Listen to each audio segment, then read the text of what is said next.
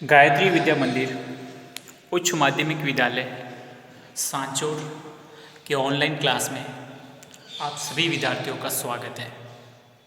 प्रिय विद्यार्थियों, नमस्कार। कक्षा 12 राजनीति विज्ञान विषय में हम हमारी भारतीय राज्य व्यवस्था से संबंधित जो हमारे लोकतंत्र के लिए जो चुनौती बनी हुई है उसका अध्ययन कर रहे हैं। हमने हमारी पिछली कक्षा में क्षेत्रवाद तथा क्षेत्रवाद के जो कारण हैं उनके बारे में अध्ययन किया था। आज हम देखेंगे कि जो क्षेत्रवाद की जो समस्या है उसके क्या क्या दुष्परिणाम हैं। इस महत्वपूर्ण चुनौती के जो दुष्परिणाम होते हैं उनको हम एक एक करके आज की कक्षा में हम डिस्कशन करेंगे। तो देखिए, सबसे पहले जो क्षेत्रवाद की समस्या है उसकी जो दुष्परिणाम देखने को मिलता है वो है हमारे देश की अखंडता को चुनौती। क्षेत्रीय आकांक्षाएं और क्षेत्रीय इच्छाएं जब बलवती हो जाती है और बलवती होने की प्रक्रिया में राष्ट्र की एकता और अखंडता को वो प्राय गौण कर देते हैं। यहाँ तक कि इसके उग्र स्वरूप में कई बार पृथकतावाद का भाव भी पनपने को देखने को हमें दिखाई देता है, जो हमारी राष्ट्रीय अस्मिता को चुनौती दे डालता है। आप देखेंगे अपनी जो भी क्षेत्रीय इच्छाएं होती हैं उनकी पूर्ति करने के लिए जो भी इस प्रकार की जो मांग करते हैं, हमारे जो देश की एकता अखंडता है उसको बिल्कुल त्याग देते हैं, उसको गौण कर देते हैं और प्राथमिक किसको कर देते हैं? अपनी क्षेत्रीयता की मांग को। और यह कई बार तो इतने उग्र हो जाते हैं कि वो बिल्कुल पृथक होने की मांग करते हैं कि हमको बिल्कुल पृथक कीजिए, हमें आपके साथ नहीं रहना है, हम अलग राज्य बनाएंगे, ऐसा बनाएंगे। इस प्रकार के पृथकतावाद की भाव भी उनमें पनपने लग जाते हैं। तो जब इस प्रकार का हो तो ये किसी के लिए अच्छा नहीं माना जाता है। हमारी राष्ट्रीय एकता अखंडता को बहुत बड़ी चोट पहुँचती है और क्षेत्र विशेष का जो संघ सरकार वो उसकी नीतियों पर भरोसा उठ जाता है। जिस भी क्षेत्र विशेष में ये मांग उठती है वहाँ पर हमारी जो संघ सरकार है, हमारी केंद्रीय सरकार और उसकी जो भी नीतियाँ हैं उन पर उस पर भरोसा बिल्कुल उठ जाता है। हमारी राष्ट्रीय राजनीति में पिछले अपन 7 दशकों से देखें तो ये अनुभव अच्छा नहीं कहा जा सकता है। कारण हमारे देश के जो भी उत्तर पूर्वी राज्य हैं, हमारे नॉर्थ ईस्ट के राज्य हैं, इनमें सबसे ज़्यादा इस क्षेत्रवाद की समस्या देखने को मिलती है। हाँ, ये जरूर है कि हमारी सरकार ने बहुत बड़े अच्छे प्रयासों के फलस्वरूप काफ़ी कुछ सीमा तक निजात पा लिया है, लेकिन समस्या समाप्त नहीं हुई है। ऐसा नहीं कह सकते कि ये बिल्कुल समस्या समाप्त हो गई है। लेकिन इसलिए आपको ध्यान रखना है कि क्षेत्रवाद ऐसा एक बहुत बड़ी गंभीर बीमारी है जो हमारे राष्ट्र की एकता अखंडता को सबसे ज़्यादा नुकसान पहुंचाने का काम कर सकती है। ठीक है। इसके अलावा दूसरा देखें तो नए राज्यों की मांग। आप देखेंगे कि जितने भी क्षेत्रवाद से संबंधित हैं वो प्राय नए राज्यों की मांग करते हैं कि हमको इस राज्य में नहीं रहना, हमारी भाषा, हमारी संस्कृति, हमारी परंपरा बिल्कुल इससे जुदा है और हम आर्थिक सामाजिक दृष्टि से बिल्कुल डिफरेंस है। इसलिए हमारे लिए नए राज्य का गठन कीजिए, नए राज्य का निर्माण कीजिए। ये उनमें बहुत ही प्रबल तरीके से मांग उठती है। आप देखेंगे गुजरात में काठियावाड़ क्षेत्र है, महाराष्ट्र में विदर्भ है। ठीक है। ये जो राजस्थान, मध्य प्रदेश और गुजरात का जो भी ये जो हिस्सा है जिसको अपन कह सकते हैं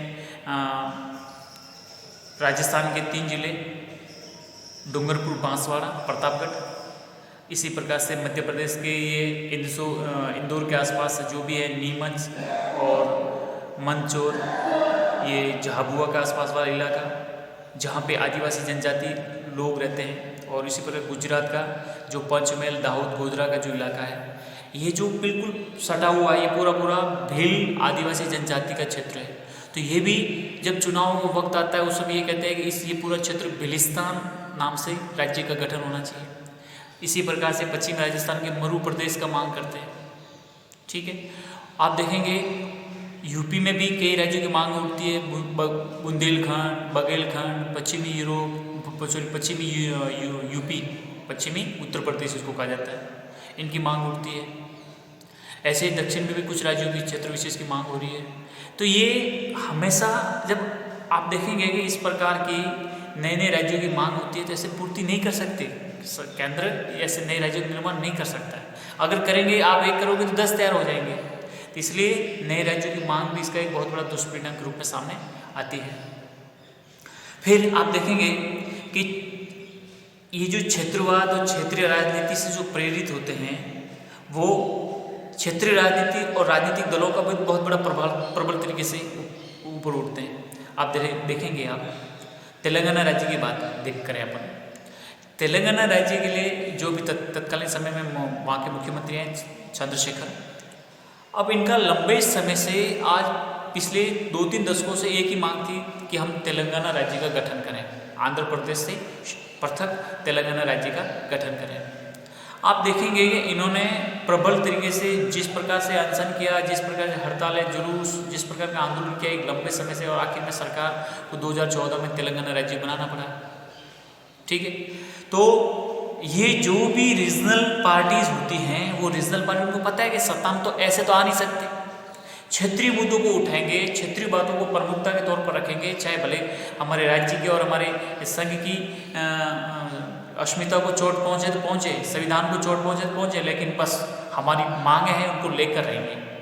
क्षेत्रीय मुद्दों को इस कदर हावी कर देते हैं कि जो भोली भाली जनता इनके बहकाव में आ जाती है, और जनता इनके बहकाव में आकर पूरी तरह से इनके साथ हो जाती है। तो समझ सकते हैं कि क्षेत्रीय राजनीति में अपना ये वर्चस्व स्थापित करने के लिए ऐसे स्वयंभू नेताओं का उदय होता है जो जनता को गुमराह करके अपना राजनीतिक तुच्छ स्वार्थों की पूर्ति करने के लिए ऐसे राजनीतिक दलों का निर्माण कर लेते हैं। कई बार ऐसे होते हैं भूमिपुत्र की धारणा, जिसमें ये कहते हैं कि हमारी इस भूमि पर बाहरी लोगों का अधिकार नहीं होना चाहिए, हमारी भूमि है, हम ही इसका सब कुछ अधिकार में अपना अधिकार रखना स्थापित करना चाहते हैं। आप देखेंगे ये समझ जहाँ वहाँ पैदा होती है जहाँ पर प्राकृतिक संसाधनों से संपन्न राज्य है, छत्तीसगढ़, झारखंड, ये उड़ीसा वाले राज्य हैं, आंध्र प्रदेश का कुछ क्षेत्र है, तेलंगाना क्षेत्र है, यहाँ पे ऐसा है। या फिर आप नॉर्थ ईस्ट के राज्यों में देखेंगे वहाँ पर ये है कि जो भी मल्टीनेशनल कंपनी है, बहुराष्ट्रीय कंपनी वहाँ पे गई, वहाँ पे प्राकृतिक जो भी संसाधन है वहाँ का खनन करते हैं। तो ये ऐसे ऐसे छोटे मोटे गुट हैं या ऐसे जो दलीय पार्टियों से जुड़े लोग हैं वो इसमें आ जाते हैं कि ये क्षेत्र हमारा है, हमारा पहला हक बनता है, यहाँ पर आप इस प्रकार से नहीं कर सकते। यह इस प्रकार की जो प्रबल उनमें भावना होती है। दूसरे ये कहते हैं कि हमारे राज्य में हमारे राज्य के लोगों का अधिकार है, बाहरी लोगों को नहीं, जबकि हमारा संविधान ये कहता है कि भारतवर्ष का कोई भी नागरिक कहीं भी रह सकता है, बच सकता है, अपने आजीविका कमा सकता है, वृत्ति, व्यापार, वाणिज्य सब कुछ कर सकता है, उसको पूरे भारत में कहीं भी आने जाने की पूरी स्वतंत्रता है। लेकिन कुछ लोग नहीं, बाहरी राज्यों को प्रवेश नहीं देंगे, हमारे ही लोग यहाँ पर रहेंगे, नौकरी में हो, किसी भी किसी संसाधन पर नियंत्रण हो, हर चीज़ में पहले हम, उसके बाद कोई और। अब ये भावना प्रबल होती थी, ये भी इस प्रकार की हमारी एकता अखंडता को चोट पहुँचाती है। और ऐसे ही स्वयं नेताओं का जब उदय होता है तो हमारी और भी ज़बरदस्त तरीके से नुकसान पहुँचता है। आप दूसरा देखेंगे कि जब इस प्रकार की भावना किसी राज्य में होती है या किसी राज्य में इस प्रकार के क्षेत्रवाद से संबंधित जो आंदोलन चलते हैं, इससे पूरी तरह से हमारे राष्ट्रीय कानून और जो हमारे सरकार के आदेश होते हैं उनकी अवहेलना होती है, उनकी एक प्रकार से जब लागू नहीं हो पाती है तो चुनौती पैदा होती है, एक प्रकार से अराजकता की स्थिति पैदा होती है, और अराजकता किसी के लिए अच्छी नहीं मानी जाती है। तो समझ सकते हैं कि ये समस्या बहुत ही भयंकर रूप से आगे बढ़ती है, जो हमारे राष्ट्रीय कानून और आदेशों के लिए भी चुनौती बनकर उभरती है। और यही नहीं, आप देखेंगे कि अंतर्राष्ट्रीय राजनीति में भी देश की जो इमेज है उसको बहुत बड़ा धक्का लगता है, इमेज खराब होती है। आंतरिक क्षेत्रीय जो भी समस्या होती है इससे हमारा अंतर्राष्ट्रीय जगत में हमारी इमेज खराब होती है। हम कहीं भी एक स्वाभिमान के तौर पर नहीं बोल सकते। अब दुनिया को क्या कहेंगे लोग, दुनिया हमको कहेगी आप अपने घर की समस्या को पहले देखो, दुनिया को बाद में सलाह देना। समझ सकते हो? इसलिए कभी कभार मानवाधिकार के नाम पर तो कभी लोकतांत्रिक मूल्यों के अनुरक्षण के नाम पर हमारी राष्ट्र मतलब कोई भी अन्य राष्ट्र हमारी क्षेत्रवाद के आधार पर उठ रही मांगों के आड़ में अंतर्राष्ट्रीय मंचों पर आलोचना करते हैं कि भारत में मानवाधिकार उल्लंघन हो रहा है, भारत में ये हो रहा है, भारत में वो हो रहा है। तो आखिर इमेज किसकी खराब होगी? हमारी इमेज खराब होगी ना। इसलिए हम घर तो घर क्या बाहर भी हम इस आलोचना के शिकार होना पड़ता है। तो इसके दुष्परिणाम बड़े गंभीर हैं, इसको इनका समाधान ढूंढना भी बेहद आवश्यक है। तो अपन देखते हैं कि इस क्षेत्रवाद की समस्या के समाधान क्या क्या हो सकते हैं। समाधान के तौर पे देखिए, समाधान करना जरूरी है, नहीं तो हमारे आखिर देश की एकता अखंडता के लिए चुनौती तो उभरती है। तो देखिए समाधान की बात करते हैं। समस्या के समाधान के उपाय के कारण जो देखा जाए तो सबसे पहले ये है कि क्षेत्रवाद पनपने के कारणों को समाप्त करके ही इस समस्या का छुटकारा पाया जा सकता है। सबसे पहले ये देखा जाए ये समस्या पैदा ही क्यों हुई है, ये समस्या पैदा ही कहाँ होती है, उस समस्या का ही हल ढूंढें जहाँ से ये क्षेत्रपद को बढ़ावा दिया जाता है।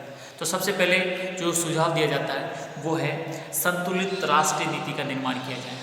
संतुलित राष्ट्रीय नीति का निर्माण किया जाए, इस प्रकार से नीति का निर्धारण करें ताकि कोई भी राज्य ये न सोचे कि उस राज्य के लिए खास ध्यान रखा गया है, हमको बिल्कुल हमारा अनादर किया गया है, हमको बिल्कुल ध्यान हमारी तरफ बिल्कुल नहीं, ऐसा बिल्कुल कदापि नहीं होना चाहिए। तो आप देखिए केंद्र सरकार का ये दायित्व बनता है कि वे सभी क्षेत्रों के समान विकास हेतु नीति निर्माण के समय राजनीतिक भेदभाव किए बिना संतुलित और समदर्शी नीति का निर्माण करें। हमेशा केंद्र सरकार ये नज़र रखें जब भी नीति निर्धारण करें तो अपने सामने ये रखें कि सभी क्षेत्रों का समान विकास, और समान विकास के लिए जो भी नीति निर्माण की जाए उसमें किसी प्रकार का राजनीतिक भेदभाव किए बिना संतुलित और समदर्शी नीति को बनाने का काम करें। छोटे व संसाधनों की दृष्टि से अपेक्षित कमजोर क्षेत्रों और राज्यों के विकास को भी समान प्राथमिकता दें, भले वो जनसंख्या में कम है कि क्षेत्र में कम है कि वहाँ पे किसी प्रकार की नहीं, अगर विकास की प्राथमिकता देनी है तो सबको समान प्राथमिकता देते हुए वहाँ पर ये आप काम करेंगे तो धीरे धीरे वहाँ के निवासियों में विश्वास पैदा होगा ना होगा, जरूर होगा, और ये जो क्षेत्रवाद की जो उग्रता है धीरे धीरे समाप्त हो जाएगी। इसलिए हमारी संघ सरकार का महत्वपूर्ण दायित्व बनता है कि जब भी वो नीति निर्धारण करें तो सबसे पहले ये देखें कि मैं सभी राज्यों को समान दृष्टि से देखते हुए, समान पक्ष रखते हुए सबके लिए एक समान नीति बनाने का काम करूँ। अगला है राज्यों में स्थायी आधारभूत ढांचागत विकास। जिन जिन राज्यों में जो भी आधारभूत जो ढांचा विकसित नहीं हुआ है उस ढांचे को विकसित करना सरकार की महत्वपूर्ण जिम्मेदारी है। क्षेत्रीय भिन्नताओं में कमी लाने के लिए पिछड़े व अविकसित क्षेत्रों में सिंचाई, बिजली, यातायात व संचार के आधारभूत साधनों के विकास को प्राथमिकता देनी होगी। जो भी हमारे पिछड़े हुए क्षेत्र हैं, ये अविकसित क्षेत्र हैं, वहाँ पे जो मूलभूत जो सुविधाएं होती हैं सिंचाई से संबंधित है, बिजली है, आना जाने का जो आवागमन के साधन है, संचार है, इनका तो महत्वपूर्ण हमें प्राथमिकता देनी होगी। अगर इस प्रकार से प्राथमिकता देंगे तो इसके दूरगामी ऐसे सकारात्मक परिणाम निकलेंगे कि लोगों के मन में जो क्षेत्रवाद है वो धीरे धीरे निकलता जाएगा। ठीक है, अगला है विकास के विशेष कार्यक्रमों का परियोजना के रूप में प्रारंभ किया जाना। अब जो भी सरकार के द्वारा योजनाओं का निर्धारण किया जाता है, उन योजनाओं के फलस्वरूप जो भी काम किए जा रहे हैं उनको अच्छे ढंग से लागू किया जाए। देखेंगे आप कि जैसे मैं आपको एग्जांपल के तौर पर बताऊं, सूखा संभाव्य क्षेत्र कार्यक्रम DPAP, यानी सूखा से प्रभावित जो भी राज्य हैं वहाँ पर उनके विकास कार्यक्रम के लिए सरकार द्वारा योजना चलाई जा रही है। स्पेशल उसको फोकस करके, हर एक के लिए नहीं कि जैसे ये क्षेत्र इस क्षेत्र में पिछड़ा हुआ है तो उससे संबंधित ही ऐसी कोई योजना लाओ ताकि उसका विकास हो सके। जैसे मरु विकास कार्यक्रम है, हमारा राजस्थान से जो मरुस्थलीय क्षेत्र हैं वहाँ के विकास संबंधी कार्यक्रम, पहाड़ी क्षेत्र विकास कार्यक्रम, जनजाति क्षेत्र विकास कार्यक्रम, तो ऐसे कुछ विकास योजना है या फिर विशेष राज्य का दर्जा दे दो, झंझट ही खत्म हो जाए। तो इससे क्या होता है, जो क्षेत्रीय असंतुलन है उसको काफ़ी हद से कम किया जा सकता है। लोगों के एहसास को चलो कुछ नहीं मिला कुछ तो मिला, इस प्रकार से उनको थोड़ी सी आत्मसंतुष्टि होगी और विकास होगा तो स्वतः ही क्षेत्रवाद धीरे धीरे कम हो जाएगा, इसमें कुछ समस्या नहीं रह जाएगी। फिर एक ये भी सुझाव दिया जाता है कि प्रशासनिक दृष्टि से छोटे राज्यों का गठन करो, यानी छोटे छोटे राज्यों से प्रांतीय सरकारों द्वारा स्थानीय क्षेत्रों विकास कार्यों को सफलतापूर्वक चलाए जा सकते हैं। ये सुझाव है। क्या चुनौतियाँ इसमें भी आती हैं, लेकिन ये है कि जो प्रशासनिक दृष्टि से अच्छा काम चलाने के लिए ये जरूरी है कि जो छोटे छोटे राज्य होंगे तो इससे क्या होगा कि प्रांत की सरकार होगा उनको स्थानीय क्षेत्रों में स्थानीय क्षेत्र के विकास कार्यक्रम है वहाँ पर करने का उनको एक अच्छा अवसर मिलेगा और जो भी समस्या उनको तुरंत ध्यान दिया जाएगा। इससे क्या होगा कि केंद्रीय कर है, जो केंद्रीय टैक्सेस कर हैं उनके वेतन में भी एक हिस्सेदारी बढ़ेगी और सबको अपना हिस्सा मिलेगा, तो काफ़ी अपने विकास कार्यक्रम को एक बहुत बड़ी त्वरित ऊर्जा दे सकते हैं। अगला सुझाव ये दिया जा सकता है कि सांस्कृतिक भिन्नता को एकीकरण की ताकत बनाना। आप देखिए, हमारी जो भी सांस्कृतिक भिन्नता है, रहन सहन, संस्कृति, खान पान, बोलचाल, सब कुछ है, तो ये जो भिन्नता है इसका इस प्रकार से एकीकरण करेंगे, यही हमारी ताकत बन जाए। आप देखेंगे हमारे जो भी जनसंचार के साधन हैं, दूरदर्शन है, रेडियो है, समाचार पत्र है, या अन्य जो भी हमारे संचार साधन माध्यम हैं, इनके द्वारा ये भिन्नता है, इसी को ही ताकत के रूप में उभारना हमारी पहल होनी चाहिए। हमारी सांस्कृतिक विविधता को ही एकता में कायम करें, संस्कृतियों की पहचान, प्रतिष्ठा देना, उन्हें एक दूसरे के साथ साहचर्य भाव से जोड़ना एकीकरण का बहुत बड़ा माध्यम हो सकता है। हर संस्कृति, हर रीति रिवाज, परंपराओं का हम आदर सम्मान करें, उनको उस कला को आगे बढ़ाएं जो भी एक ऐतिहासिक स्वरूप से आगे बढ़ती आ रही है। तो इससे क्या होता है, एक अपनत्व का भाव पैदा होता है, एकता बनती है और सब आपस में जुड़ेंगे तो एकीकरण के माध्यम से हम एक हमारी जो समस्याएं हैं उनको भूलकर हम एक स्वरूप में खड़े हो सकते हैं। अगला सुझाव दिया जाता है भाषाई विविधता का सम्मान। देखिए, हमारा संविधान, आपको पता है आज हमारे जो संविधान की मान्यता प्राप्त भाषाएं 22 भाषाएं। तो इस प्रकार से हम किसी भी हमारे संविधान में किसी भी भाषा को हम मान्यता देते हुए ये उसकी जो विविधता है उसको स्वीकार करते हैं, तो इससे भी काफ़ी कुछ बहुत बड़ा एक फ़ायदा मिलता है। और सभी प्रांतों को भाषाओं का परस्पर सम्मान देना होगा, अनुवाद का दायरा बढ़ाना होगा, विद्यालय पाठ्यक्रम में समुचित स्थान देंगे वहाँ की संस्कृति, वहाँ की ऐतिहासिक पृष्ठभूमि को। तो इससे काफ़ी हद तक ये जो हमारी क्षेत्रवाद रीजनलिज्म की जो समस्या है उससे निजात पाया जा सकता है। और ये पाना ही होगा, आखिर हम इस समस्या का अनदेखा नहीं कर सकते और अनदेखे के करने के परिणाम दुष्परिणाम ही होते हैं, जो आखिर में हमारी देश की एकता अखंडता को ही चोट पहुँचती है, उसको ही नुकसान पहुँचता है। इसलिए सरकार को जितना हो सके त्वरित गति से, तेज गति से समायोजित सतत विकास और सुशासन देते हुए जहाँ जहाँ ये समस्याएं हैं उन पर अपना ध्यान केंद्रित करते हुए इस प्रकार अपने दूरगामी और दूरदृष्टि को नज़र में रखते हुए जब भी कोई समस्या पैदा होती है उस समस्या को वहीं रोककर उसको आगे न बढ़ने देना और जो भी उसकी आवश्यक मांगे हैं उस पर गहनता से विचार विमर्श करके ऐसे राज्यों में विकास संबंधी, नीति संबंधी और जिससे संबंधित जो है ऐसे कार्यक्रम आगे बढ़ाकर इस समस्या से निजात पाया जा सकता है। और इससे फिर धीरे धीरे धीरे सब वंचित और जो बिल्कुल बेपटरी हो चुके हैं उनको पटरी पर लाकर मुख्य धारा में जोड़कर हमारे इस सभी राज्यों को एक साथ आगे बढ़ाकर संतुलित विकास करते हुए हम सभी अग्रणी दिशा में बढ़ सकते हैं, राष्ट्र का विकास हो सकता है और जो भी हमारी लोकतांत्रिक समस्या के लिए जो चुनौती बनकर उभर कर सामने आती है इन सभी का हम समाधान ढूंढ सकते हैं।